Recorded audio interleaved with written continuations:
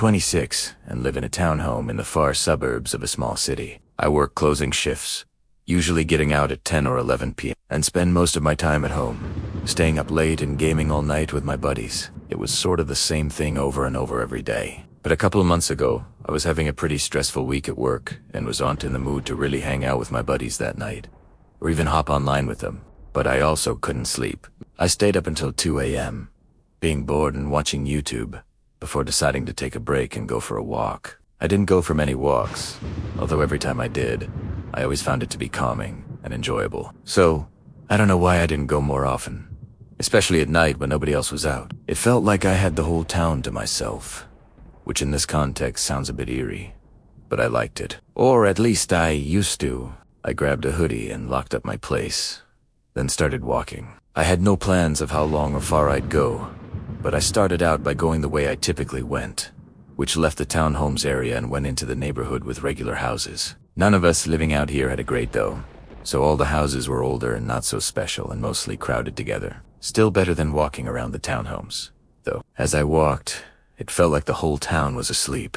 Every house was dark and quiet, and there weren't any sounds at all. For the first little while, I found it very peaceful, just what I needed to de-stress. But as I continued walking down the street, I realized I hadn't ever turned like. I'd just been walking straight the whole time, which brought me even further to the outskirts, and the street very abruptly turned into a thinner road, leading to much more spread out houses in a very wooded area. Since none of their houses had lights on except for the occasional porch lights, I couldn't even really see them as they were so well hidden in the trees past the dim lights above the road. It was a much different vibe than where I was just walking, but I was interested enough to keep going. I got maybe half a mile in when suddenly I heard a scream. It was a male voice, and it wasn't a scream like they were calling for help. It sounded more like a scream to get someone's attention. It was hard to say for sure though, and with no other noises, their voice echoed through the whole forest, almost sounding like it was coming from all directions. I stopped after hearing it and didn't see anything.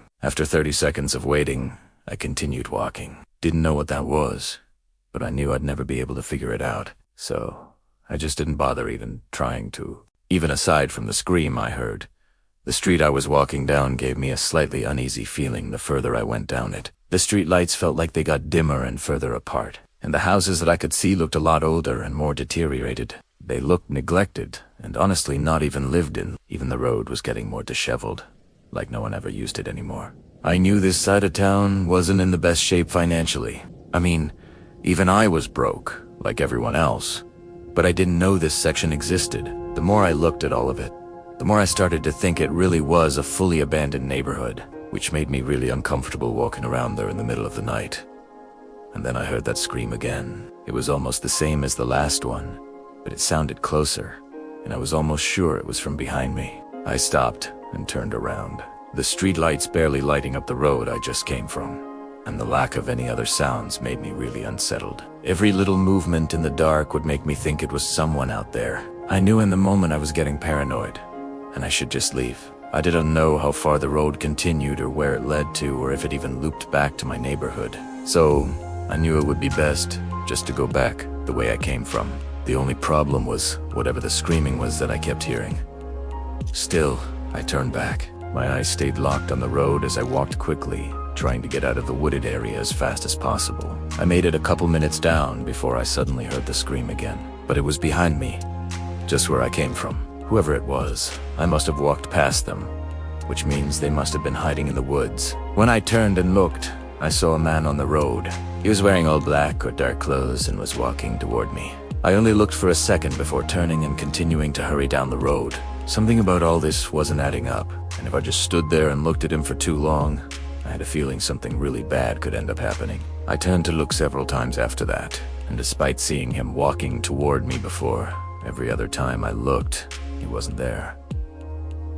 Begged the question of where the hell did he go? Maybe he saw me and turned around himself, not wanting to look like he was following me. I thought it makes sense, considering this sort of creepy area we were in. Whatever was going on, I didn't care to stay and find out. I moved quickly, finally making it out of that strange area and back to where all the homes were. It wasn't all that comforting, though, still feeling the eerie sense of being alone. Or maybe it was the feeling that I wasn't alone. I eventually made it back to my townhouse. I don't know if that walk was the stress reliever I was hoping for, but I was just glad to be away from that creepy area and whoever was screaming out there. I went to the kitchen and got some water and a snack, then sat at the table for a minute to catch my breath. And when I heard a shuffling sound outside the front door and then a sudden heavy knock, I instantly got up from the table and, as quietly as possible, walked up to the front door. I first put my ear against it to listen, then I looked out. I didn't have my porch light on, so it was basically pitch black, and all I could see was a dark figure standing there. After a few seconds, I thought I could make out that they were for sure wearing dark clothing, and so I was nearly positive it was the same guy I saw for a moment during my walk. He'd followed me.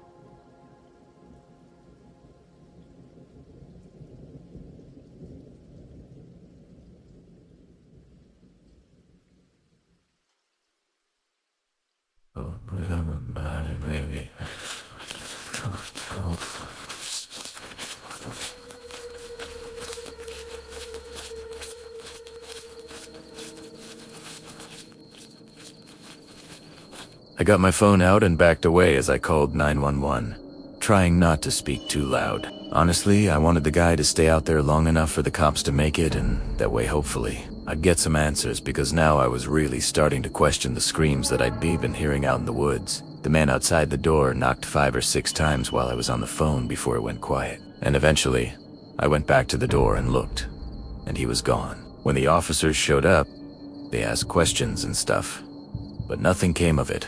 I mentioned the screams, and although they thought it was strange, they didn't dig any deeper into it. I don't think I slept at all that night, and while that was mostly the end of everything eventful, over the course of the next month, I kept waking up to knocks at the front door.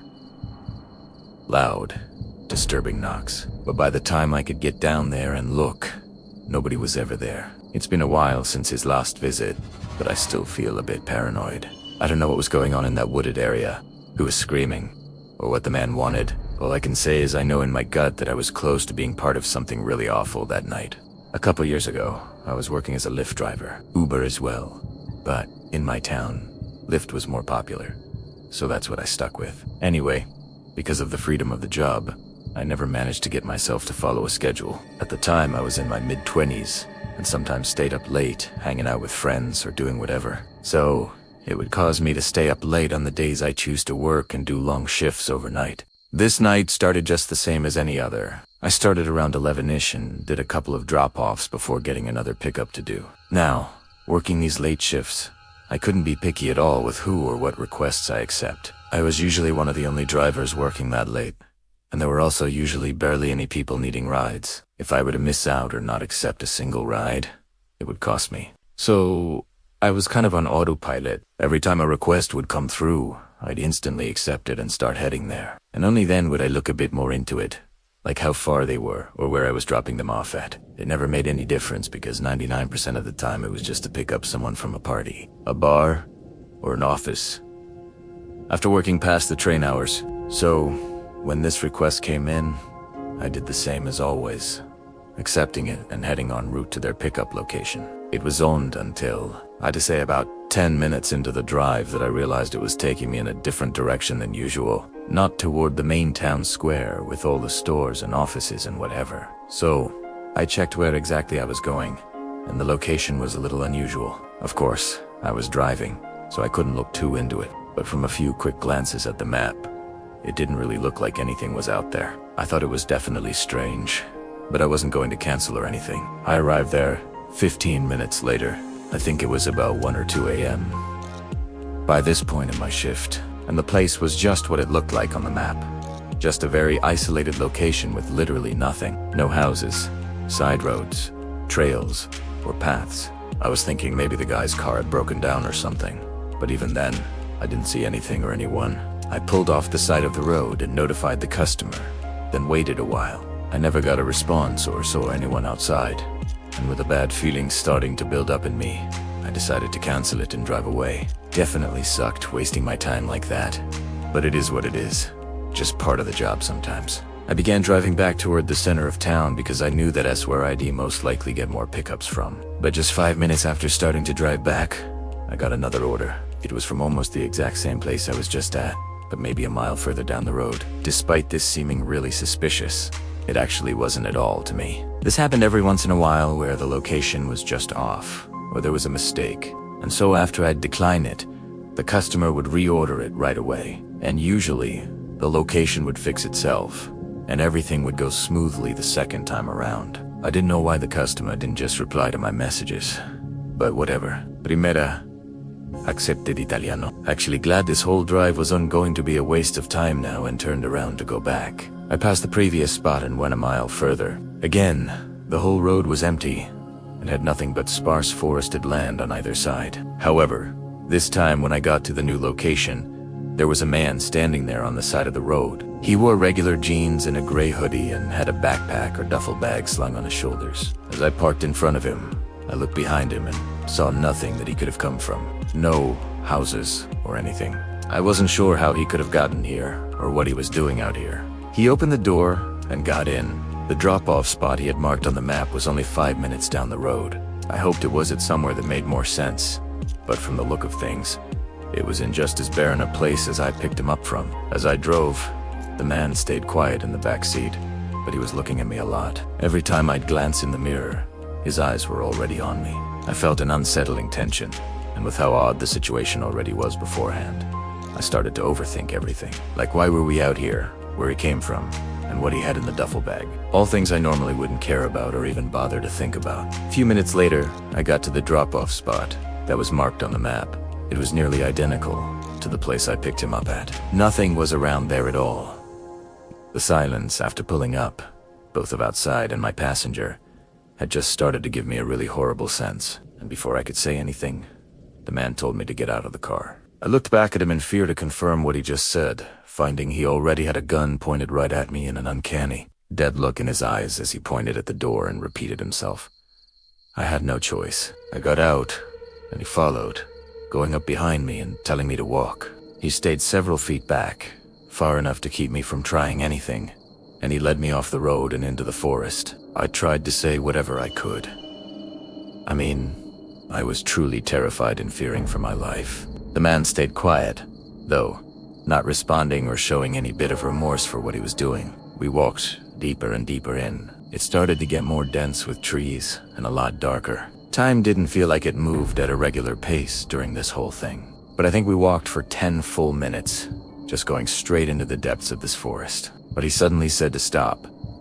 I stopped in place and could feel my time coming to a close. I was moments away from never being seen again, and my adrenaline flooded my body, and just decided to take a chance and bolt deeper into the trees. He yelled, "Stop again."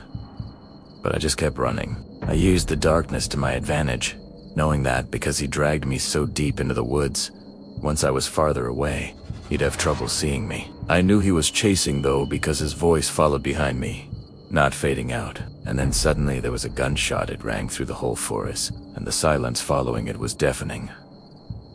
That was it. He wasn't chasing me anymore. I think he must have fired it out of rage, or just to scare me, knowing I'd already escaped. From that point forward, I just walked in whatever direction. My phone, of course, was still in the car, so I was on my own. After a while, I found a small road with a few houses on it, and I was able to get some guy to answer and help me. My car and everything in it was gone by the time officers were searching the area.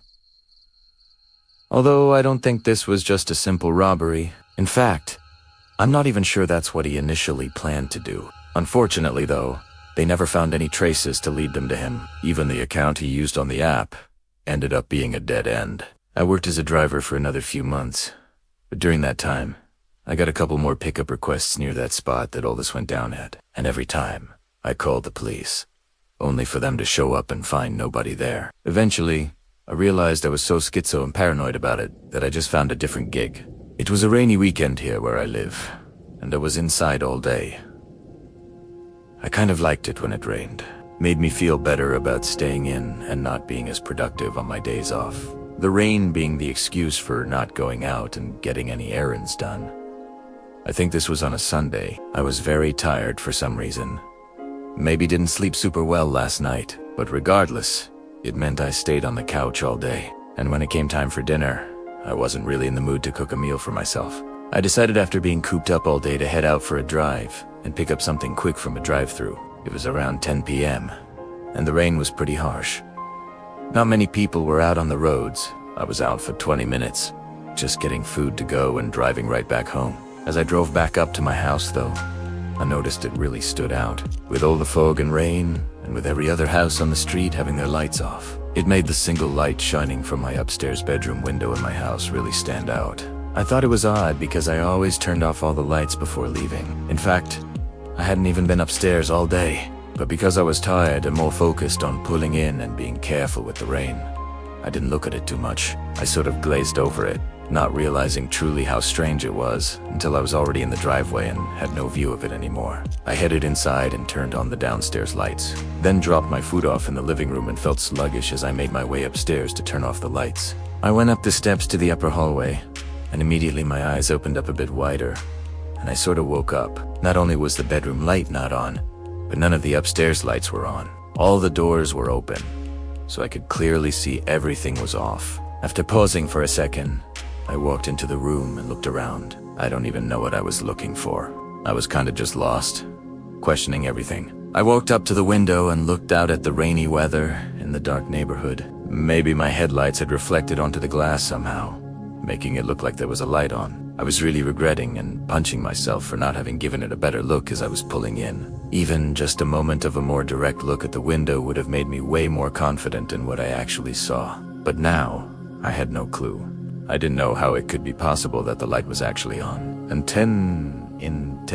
30 seconds it took for me to park and head upstairs. It turned off on its own. It had to be a reflection or something. I rubbed my eyes and just tried to get myself out of this tired headspace. I went back downstairs and sat on the couch with my food, opening it up and eating while watching my show. I have to say though, I must have completely let it go over my head, because after just 5 minutes, I wasn't even thinking about it anymore. Thought it was just a weird occurrence and moved past it pretty quickly. I ate and kinda passed out while watching TV. I kept waking up though, like I'd doze off for a couple minutes, then wake up. And oddly, every time I woke up, it was with a really unsettling feeling.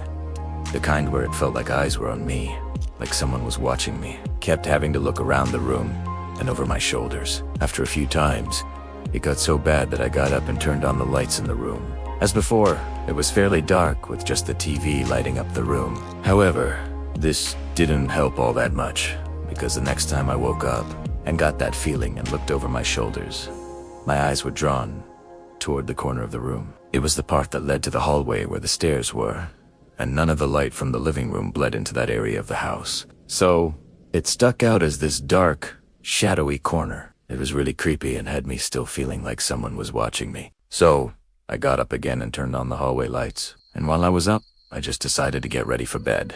I turned the TV off and cleaned up the food, then started to head upstairs. And I swear, the moment I got to the bottom of the stairwell, a light turned off.